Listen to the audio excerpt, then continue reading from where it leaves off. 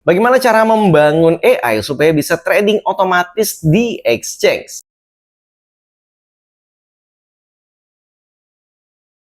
Assalamualaikum Sobat WIS TV. Jadi kemarin kita membahas tentang Binance Agent OS, di mana AI yang sekarang itu sudah bisa langsung trading di market, mengeksekusi buy, sell, take profit, dan stop loss. Jadi nggak cuman analisa market aja seperti kita menggunakan AI seperti biasa. Jadi mereka bisa langsung trading. Nah, pertanyaan yang menarik di kolom komentar itu bagaimana cara membuatnya. Jadi sebenarnya saya sudah membangun dari tahun lalu. Hanya saja memang saya nggak bahas di YouTube ini karena apa? Ini tuh sangat complicated ya. Jadi di sini saya coba membuat dengan penjelasan bahasa bayi supaya kalian bisa mengerti.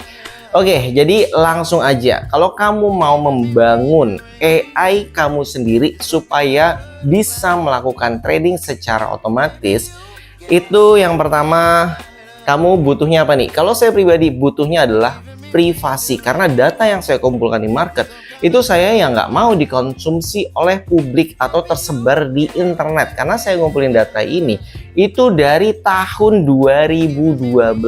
Jadi saya mengenal trading itu dari 2011 dan saya baru mulai belajar yang lebih dalam, mengikuti semua seminar, baca buku trading dan segala macam, sampai meriset secara pribadi ya. Saya melakukan research di market, saya catat semuanya. Itu data pribadi milik saya yang sudah saya bangun belasan tahun. Jadi ya coba bayangin aja kalau tersebar di internet gimana kan. Nah, di sini maka saya membangun server pribadi yang tidak terkoneksi ke internet. Jadi namanya adalah local LLM. Jadi AI-nya itu bukan di cloud ya, tapi ada di hardware yang saya persiapkan. Nah, di sini kamu harus menyiapkan hardware kalau kamu mau sistemnya privasi seperti saya, supaya nggak datanya bocor gitu. Kamu harus siapkan, kamu bisa menggunakan berbagai hardware ya. Yang paling hemat itu menggunakan Mac Mini. Dengan RAM 16 GB ini sebenarnya ngepas banget ya. Tapi kalau kamu bisa membuatnya powerful, dia akan bagus. Namun tetap ada limitasi karena keterbatasan pada RAM-nya. Terus kemudian kamu juga bisa menggunakan PC atau komputer, bahkan laptop. Intinya minimal RAM-nya adalah 16 GB, kalau bisa prosesornya sudah yang AI. Seperti saya menggunakan Ryzen AI 350. Waktu itu belum ada seri 400, jadi seri tertingginya Ryzen AI 350. Jadi itu yang langsung saya beli untuk membangun AI ini. Jadi AI-nya nggak hanya di satu tempat, saya bisa terkoneksi di berbagai device. Kemudian di HP saya yang Fold 7 aja ini bisa ya. Di sini walaupun ya tidak secanggih yang ada di PC atau di Mac Mini, setidaknya ini bisa untuk mengisi waktu luang saya untuk melatih AI-nya. Jadi di sini ada yang offline juga, namanya adalah Edge Gallery. Nah, ini cukup menarik ya kalau misalkan kalian dalam perjalanan nggak ada internet. Nah, kamu bisa ngotak-ngatik data kamu di sini. Kemudian untuk yang PC, tenang aja. Walaupun sekarang ya DDR5 itu harganya selangit, kamu bisa menggunakan PC DDR4. Kalau DDR3 saya belum coba karena saya sudah membangun satu PC dengan DDR4, karena ya harganya mahal. Kamu bisa menghabiskan sekitar 40 sampai 50 juta kalau membangun DDR5 untuk AI. Jadi kamu bisa menghemat sekitar 20 jutaan. Ya, kamu bisa membangun sekitar budget 20 jutaan itu seharusnya dapat ya untuk sistem DDR4 dengan yang ngepas banget gitu. Kalau mau lebih lega ya berarti budgetnya naikin ke 30 juta. Di situ kamu bisa membangun RAM setidaknya 32 GB ya. Jadi lebih lega. Kemudian kamu bisa menambahkan tenaganya di RTX. Nah, kalau AI ini dia lebih mementingkan jumlah VRAM. Jadi harga yang paling masuk budget adalah RTX 5060 Ti yang ini. Kemarin kita sudah bangun juga nih. Komputernya ada di sini ya. Ini belum kita nyalakan. Jadi AI ini bisa berjalan di prosesor, di NPU, tapi NPU ini kamu harus oprek-oprek ya. Karena PR-nya lebih banyak. Kemudian Mac Mini itu lebih simple. Jadi setiap device itu memiliki tantangan sendiri untuk instalasi AI-nya. Oke, itu untuk yang mode privasi. Kemudian untuk kamu yang mungkin datanya ada di market karena kamu butuh data market, dan teknik trading yang mungkin umum gitu ya, yang universal, yang memang sudah ada dan kamu tinggal mengcopy dan membuat versi kamu sendiri, ini kamu bisa berlangganan misalnya Claude, terus ChatGPT, Gemini, DeepSeek, atau AI apapun seperti Hermes juga bisa, ada Mistral Nemo. Ininya AI yang bisa disewa di cloud, jadi kamu berlangganan bulanan. Harganya bisa $8, $20, bahkan sampai $100 lebih juga ada, tergantung seberapa besar kebutuhan token kamu. Dan kedua, kamu harus menyiapkan VPS-nya kalau kamu nggak punya PC, nggak punya laptop untuk ngatur-ngatur segala macam, karena itu harus on 24 jam ya untuk ngobrol dengan AI-nya.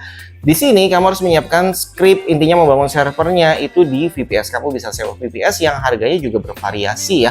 Mungkin ada yang 50.000, tapi saya sarankan jangan yang terlalu murah, yang abal-abal. Kamu bisa sewa yang mungkin dari mulai 80 ribuan, 100 ribuan ke atas, dan sesuaikan dengan kebutuhan RAM kamu di VPS itu juga penting ya, karena untuk operasional menjalankan script, sistem, dan segala macam. Jadi artinya di sini kamu nggak perlu investasi puluhan juta untuk membangun server, tapi kamu bisa sewa AI tersebut.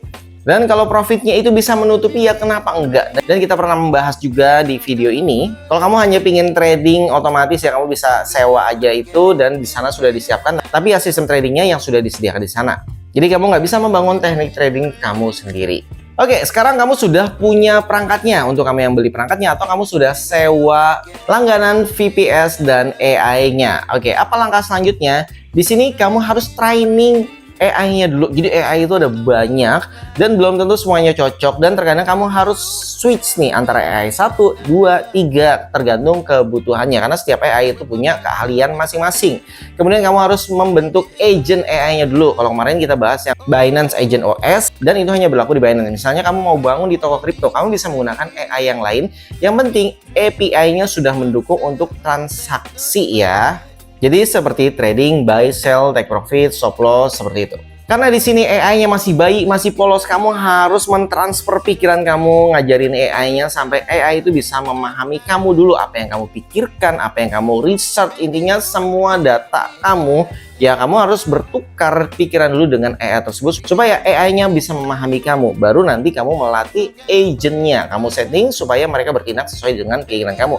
Ini butuh waktu buat saya pribadi berbulan-bulan ya, karena dari tahun kemarin sampai sekarang project saya itu kan bertahap, makanya saya cicil satu persatu pekerjaannya, karena setiap project AI itu akan berbeda di setiap orangnya. Ada yang mudah, ada yang sulit, ada yang ya penuh dengan tantangan karena memang project besar gitu. Di sini kamu harus belajar sendiri, di mana AI ini ditujukan untuk memahami kamu. Jadi ya kamu sendiri yang bisa melatih AI tersebut. Jadi di sini kamu harus spend waktu kamu untuk ngajarin AI-nya. Oke, tahapan selanjutnya setelah AI-nya paham sama kamu, di sini kamu harus menyiapkan strategi trading kamu. Nah, strategi trading ini kan setiap orang beda-beda, banyak. Setiap pairs aja itu bisa berbeda strategi tradingnya. Misalnya di gold seperti apa, di Bitcoin seperti apa, ETH seperti apa, itu beda-beda. Di spot, di future. Jadi banyak banget. Di sini kamu harus mempersiapkan script, kamu harus punya agent AI untuk membantu kamu harus backtest segala macam. Ini juga bisa membutuhkan waktu mungkin berhari-hari untuk teknik yang simple, dan berbulan-bulan untuk teknik yang mungkin butuh data banyak ya. Ditambah lagi kamu harus setting di setiap exchange itu dengan peraturan atau perintah API yang berbeda-beda seperti gateway-nya, atau ya intinya ini tidak mudah. Jadi kamu lebih baik fokus ke satu dulu. Dan yang terakhir, kamu harus siap dengan maintenance-nya. Misalnya kamu sudah berjalan di platform A dengan lancar, platform B belum tentu. Terus kemudian tiba-tiba ada anomali, yang di A bisa close, yang di platform B itu tidak bisa close. Atau misalnya ada perbedaan leverage, padahal awal-awalnya sama, tiba-tiba leverage-nya berbeda. Misalnya di toko kripto udah bener nih leverage kali 10, kalau ada future-nya ternyata di platform B itu leverage-nya bisa kali 20. Jadi ini semua harus kamu persiapkan. Jadi kamu spend waktu, dan kamu harus punya tombol off, dan kamu harus punya tombol off darurat. Jika tiba-tiba semuanya di luar kendali, kamu bisa langsung stop AI-nya dan close posisinya. Oke, saat ini saya lagi membangun juga nih untuk trading menggunakan AI di toko kripto. Kira-kira bisa nggak ya? Dan untuk yang versi simpelnya nanti akan kita buatkan juga. Yang mungkin versi Senores ya, yang udah simpel, kamu tinggal sewa dan tinggal pakai aja strategi yang ada di sana. Kalau kamu suka video seperti ini, jangan lupa support dengan cara like, subscribe, komen, dan share. Dan untuk kamu yang mau daftar toko kripto, kamu bisa menggunakan link di deskripsi video untuk mendapatkan diskon 20% di setiap transaksi kamu yang berlaku selamanya. Sampai jumpa kembali. Wassalamualaikum warahmatullahi wabarakatuh.